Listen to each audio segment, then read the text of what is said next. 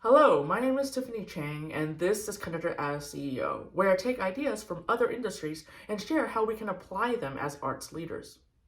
I imagine a world where organizations help people thrive, feeling more fulfilled and knowing that their work matters. In the last post, I shared a lesson I learned from conducting opera. I don't need to know everything. Now, here's the second lesson. Perfection is boring. Repetition is not.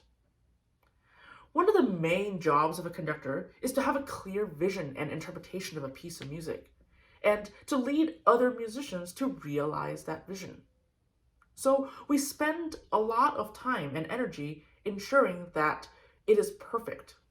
For example, the tempo must be exactly quarter note equals 100. That crescendo must be this loud by this point in the phrase.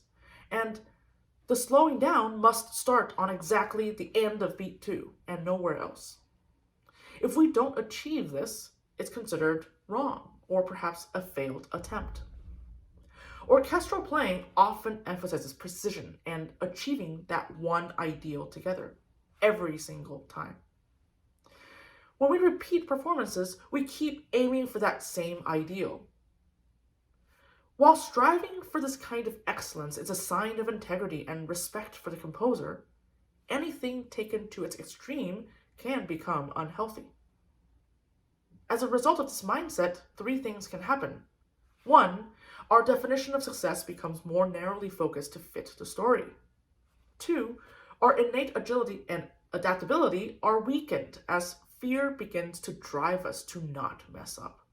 And three, our creativity gets turned off in favor of perfectly repeatable execution.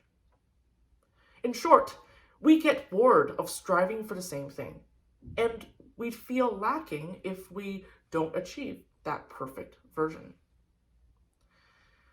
In opera, I quickly learned that achieving this kind of cookie cutter repetition from performance to performance is simply not realistic. Honestly, I originally resisted this.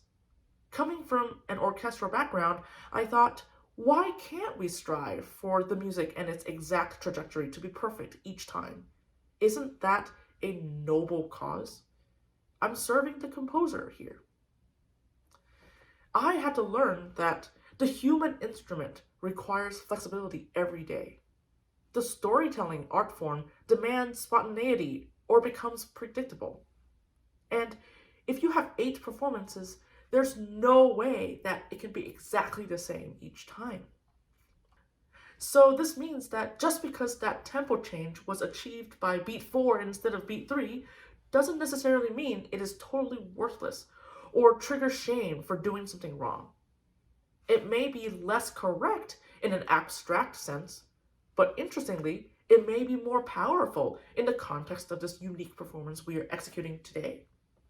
Instead of perfection, I realized that what is more important is to strive for connecting with the context of now. There can be more than one right way, as long as it makes sense in the context of what came before and what comes after. This is going to be and can be different with every repetition. We often overlook the power of this mindset in the more abstract context of orchestral music.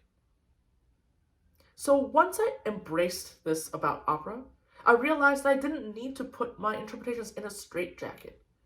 Having only one vision to achieve leads to tunnel vision and fear of not achieving perfection. Both limits us. And perfection in a vacuum is boring. Repetition is not. Every repetition is a real-life opportunity to search for that deep connection with the music happening right now and the people making it. It's what makes us feel alive. Instead of asking, was that tempo change correct? We can try asking questions like, did that transition make sense musically? What are other ways in which it might make sense? Did we feel connected to one another?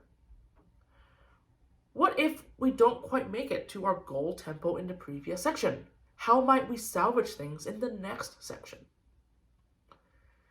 This mindset frames a shared vision that is focused on connecting to the now and executing together.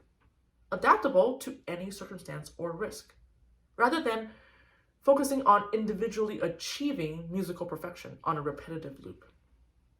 What if repetition was simply an opportunity to create something slightly new each time? And if this is how we approached each one of our repeat performances, what would happen? What would we learn? How would the music be transformed? And what kinds of risks might we take? If these ideas resonate with you, please consider signing up in the link below to receive an email with each new blog post sent directly to your inbox. Thank you and have a great day.